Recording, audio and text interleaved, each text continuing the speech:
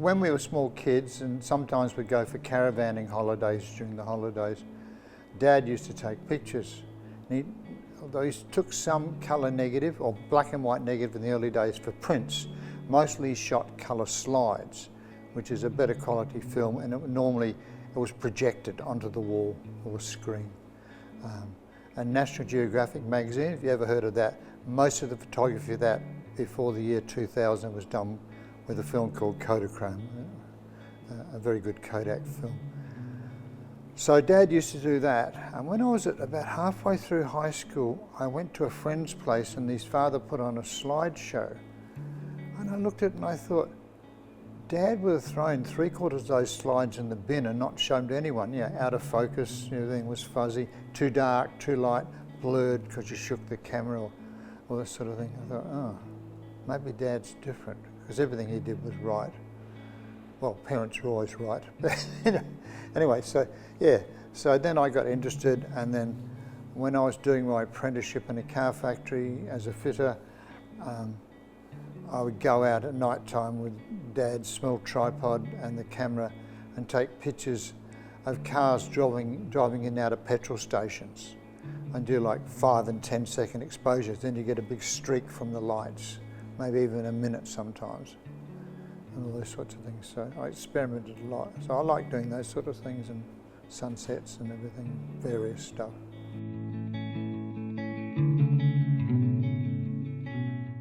Oh, it was great.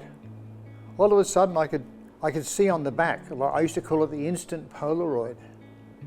And like, if I was doing a portrait of you, for instance, and you'd sit there and we'd get the look we want, we'd take a Polaroid first and wait a minute and a half and check, and everyone would check, yeah, okay, all right, everything. Okay, give it to your 2-year-old, run away with it, thank you very much, get out of the way. And then we'd do the real pictures, but we don't know if the real pictures look any good or not. Everyone's watching going, I think she blinked when you took that picture. I said, yes, so does, I will do it again. With digital, you can see, it goes back on the monitor straight away. I'll put it in a computer and have a look on a bigger monitor.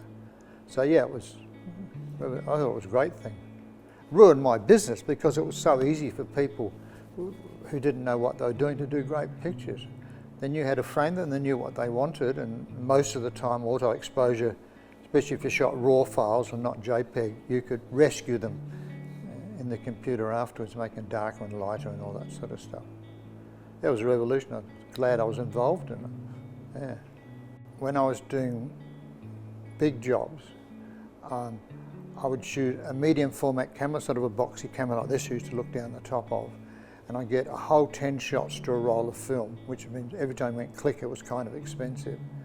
And to test things, like especially with an advertisement, you got people sitting around a table or something, for a bank shot or something, I would we had put a Polaroid film back in the camera. We shot a Polaroid first, wait a minute and a half, peel it apart, then we'd look at it and say, oh, let's shift this person, and we'll get rid of the pot plant in the background or whatever, or let's add this, and can you turn this way a bit more, please?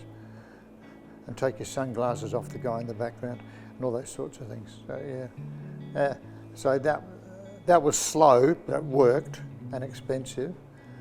And then we went to digital. We had a little monitor on the back. I mean, the first monitors were really small like that, you know, but then they got bigger and bigger.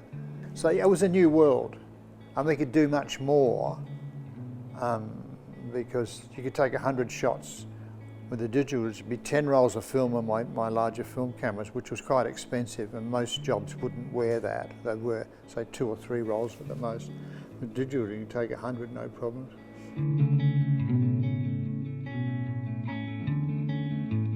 I got my first digital camera in about 2021. 21 or 22. My friend Richard Delman had bought one a year or so beforehand, and then I got one. And I remember I went round to Richard's place. He says, come and look at these pictures. He photographed Dame Carol Kiddu for her election or something or other. He says, I did some digital shots as well. And he put them on the computer, said, hey, look at this. And it told me that the date and the time of the day the picture was taken down to the nearest second, and the aperture and the shutter speed, all the technical stuff photographers like, and going, wow. I'd read it, but now saw it with my own eyes. I've got to get one of these one day. So I got one a bit later, and that was a 6 megapixel camera. Wow.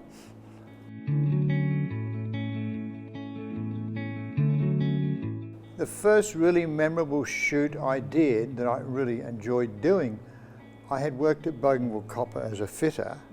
Then a couple of years later I went back to photograph the annual report, and I got to ride in the helicopter with the door off. You always take the door off the helicopter if you can, then you don't have that horrible piece of reflective perspex leaving funny reflections over your pictures and stuff. So I was really lucky to go back then, be the boy flying around the helicopter and a lot of stuff on the ground. First time I photographed Samari, because I'd heard a lot about him and read about him, and he got brought into our studio and was really friendly and chatty, which was good. And he was, of all the prime ministers, he was the one I preferred photographing. Had a really interesting face, he photographed really well, and he'd talk a lot.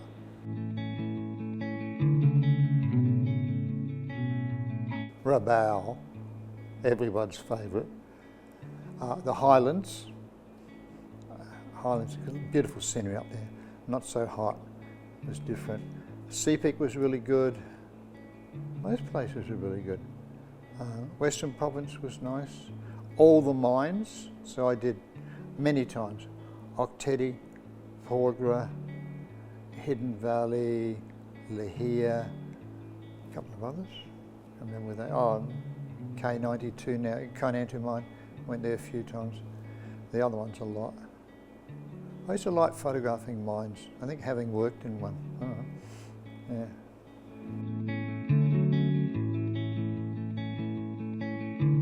Ben's back in Western Province because it's in the bottom left-hand corner of the country next to the Indonesian border, and to the south is Cape York. I went there several times. The last 3 trips with Justin Tichenko, who then had a book published on it, which was very good of him. Where else did I go? That was really nice. I went to Sudest. Sudest is a large island past Misima in Milne Bay, and Sudest was where the first sort of Papuan mining operation happened, with a crushing plant, well, lick one, yeah, that sort of stuff. And I went there, and the geologist who looked after me when I arrived there, I got to know quite well later on, were Maury, who ended up being a Member of Parliament minister, and he unfortunately died about 3 years ago now. Yeah, yes, that was good, that one. I did a lot of interesting things. I can't remember half of them now. I mean, sometimes, like, I got a phone call once from the coffee board, quick, get yourself up to Goroka tomorrow on the flight. I had to photograph coffee rust when it had first arrived. So that shows on the bottom of the leaf. So there's the leaves hanging like this under there, turn it over and it's got sort of, I think it was brownie type stains or something. And they had about 8 of them lined up, and I had to do all of them together to show a perfect leaf and one that's really bugger up. Yeah, those sort of jobs are interesting. They had a landslide during the construction of Oktedi, where they were going to build the tailings dam. The whole side of the hill slope moved down like this, a couple of metres or something, 3 metres into the stream in the bottom. That's when they discovered it wasn't stable, so they couldn't put a dam wall there. And so I got a phone call, Rocky Airport, 6 o'clock in the morning, we've got a charter to fly you to Tabubul. Then you're going to get the helicopter and photograph this thing, then you're coming straight back in the charter and give us the film, we'll send it down to Melbourne, I suppose, to get processed and they will use it. Yeah. So I went to Oktedi many times, but that was like sort of drop at the spur of the moment thing, yeah. Yeah. Oh, and another one in the Oktedi region, Sustainable Development sent me to the Oktedi region to photograph the Hindenburg Wall, because they had a group of scientists coming in to study it, and I sat there for a week waiting for the weather to clear. Then we went up in the helicopter and did some beautiful shots of the ridges of the Hindenburg Wall and stuff. That was really nice, yeah. It was the only job I've ever had where I sat around for 6 days before I did anything, and I got paid for it.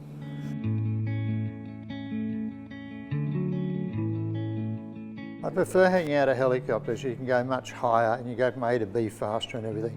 Drones are good if you're shooting like low down or something, you're not going to blow the roof off the kunai house or something like that, which has been known to happen over the years. Not when I'm in a chopper, but other people have told me about it. Then there's compo claims afterwards. Yeah, so I prefer the choppers, and you can go like 10 kilometres along a river, taking pictures of whatever's along it and stuff, and then back again. I've got it. I'm on my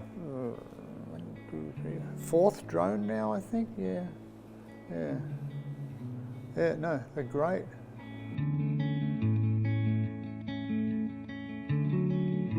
Oh, digital, biggest revolution ever. And also, if I wanted to shoot films of different speeds, sensitivities, whatever you want to call it, I'd have to carry 2 camera bodies. Well, assume I'm using my small cameras, this size cameras, the Nikons, right? Nikons, Canons, Sonys, or Minoltas before it became Sony. In those days, you'd have to carry 2 camera bodies unless you want to take the film out, put another one in and put it back in again. That's a bit messy. You need a changing bag and everything. So yeah, so you can digitally just change it, do this or put it on auto ISO. It's a revolution, it's just wonderful. The first thing you do when you buy a new type of camera is you go and test it into different ISOs and go, ooh, that's a bit horrible. Okay, oh, that's good. So my maximum is 5,000 ISO or whatever. Yeah.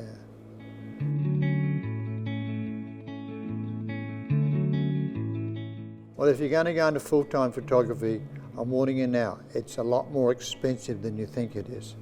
They've all got second and third hand, usually Canons, which are good cameras, but some of them are getting near the end of their lives and it gets expensive. And you send it away and it might be a month before you get it back. And what are you going to do in the meantime? Maybe get a friend's camera you can borrow or hire off him. So we used to go to all jobs with at least 2 cameras.